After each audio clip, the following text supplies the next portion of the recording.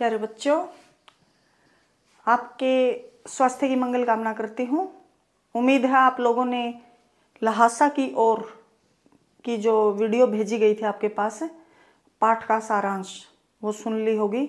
उसी पर आधारित कुछ प्रश्न हैं। प्रश्न नंबर 1, थोनला के पहले के आखिरी गांव पहुंचने पर भिखमंगे के वेश में होने के बावजूद लेखक को ठहरने के लिए उचित स्थान मिला, जबकि दूसरी बार यात्रा के समय भद्र वेश में भी उन्हें उचित स्थान नहीं मिला। क्या कारण था? लेखक और उसका मित्र सुमति, बौद्ध भिक्षु था, वो दोनों ही तिब्बत यात्रा पर जा रहे थे और तिब्बत यात्रा के दौरान जो लेखक है किस वेश में था? वो भिखमंगे के वेश में था और वो एक चीनी परित्यक्त किले में ठहरे थे और वहाँ पर उनका बड़ा मान सम्मान, उनको बड़ा आदर दिया गया था, बहुत मान सम्मान हुआ था। उनको वहाँ पर रहने के लिए उचित स्थान मिल गया था, जबकि कैसे वेश में थे बेटा? वो भिखमंगे के वेश में थे। लेकिन वापसी में वो उसी चीनी परित्यक्त किले में ठहरे और इस वक्त वो भद्र वेश में थे, भले पुरुष के वेश में थे, लेकिन इसके बावजूद भी उन्हें वहाँ पर ठहरने को उचित स्थान नहीं मिला। इसका क्या कारण था? कि वो सायंकाल के समय गए थे और सायंकाल के समय वहाँ के लोग क्या करते हैं? वो मस्ती से भर जाते हैं, वो छंग नामक मादक पदार्थ का सेवन कर लेते हैं और अपने होश हवास में नहीं रहते और इसी कारण वो अच्छे बुरे की पहचान नहीं कर पाते हैं और उनको वो जो लेखक है, लेखक गया था, लेखक को वापसी में भद्र पुरुष के वेश में होने के बावजूद भी उचित स्थान नहीं मिला। यह लोगों की मनोवृत्ति पर निर्भर करता है उस समय की, तो उन्हें एक गरीब झोंपड़े में रात बितानी पड़ी। अगला प्रश्न, उस समय के तिब्बत में हथियार का कानून न रहने के कारण यात्रियों को किस प्रकार का भय बना रहता था? देखो बेटा, इंसान को किस चीज़ का भय होता है? अगर वो किसी बुरे काम को करने से बचता है, नहीं करता, तो उसके पीछे क्या कारण होता है? कानून का भय। कानून के भय की वजह से व्यक्ति बुरे काम को करने से पहले, किसी अपराध को करने से पहले कई बार सोचता है, क्योंकि फिर उसको कानून के शिकंजे में वो कस जाएगा।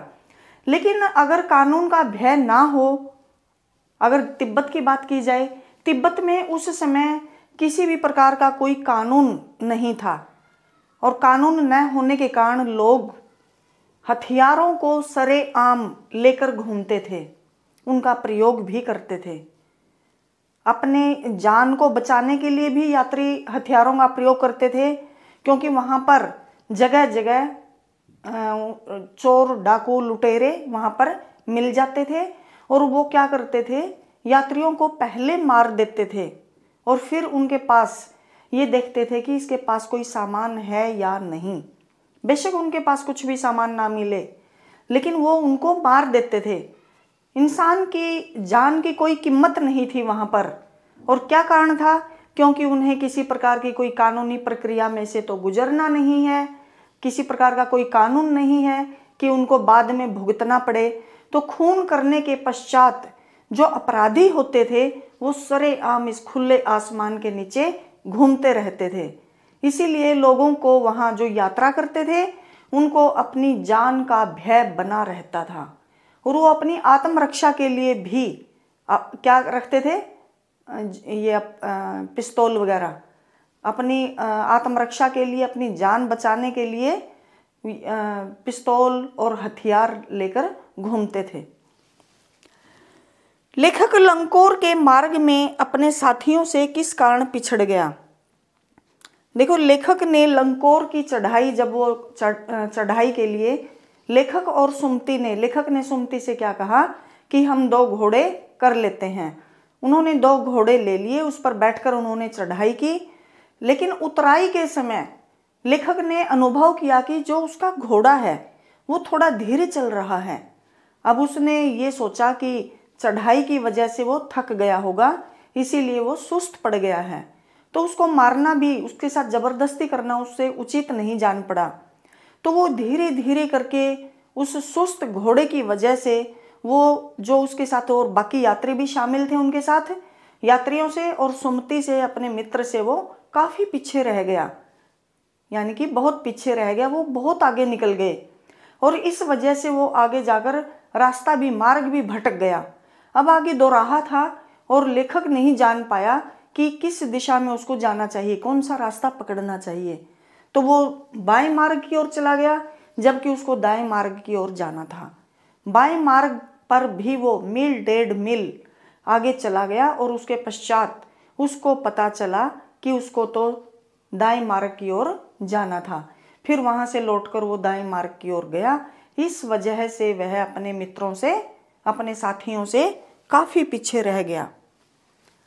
प्रश्न नंबर 4 है आगे। लेखक ने शेखर विहार में सुमति को उनके यजमानों के पास जाने से रोका, परंतु दूसरी बार रोकने का प्रयास क्यों नहीं किया? शेखर विहार में सुमति बौद्ध भिक्षु था जो उसके साथ था।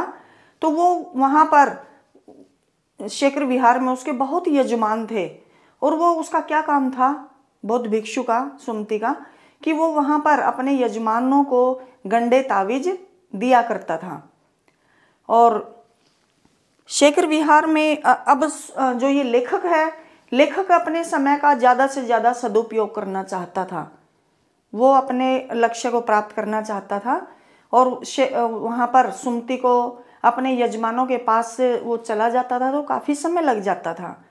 तो इस वजह से लेखक ने उसको वहाँ पर जाने से मना कर दिया कि हम जिस गांव में ठहरेंगे बस उस गांव में आप अपने यजमानों से मिल सकते हो, अन्यथा इस सब की जो भरपाई होगी, जो यजमानों के पास तुम जा नहीं पाओगे और तुम्हारा जो नुकसान होगा, जो कमी रह जाएगी, वो मैं तुम्हें लहासा पहुंचकर वो पूरी कर दूंगा।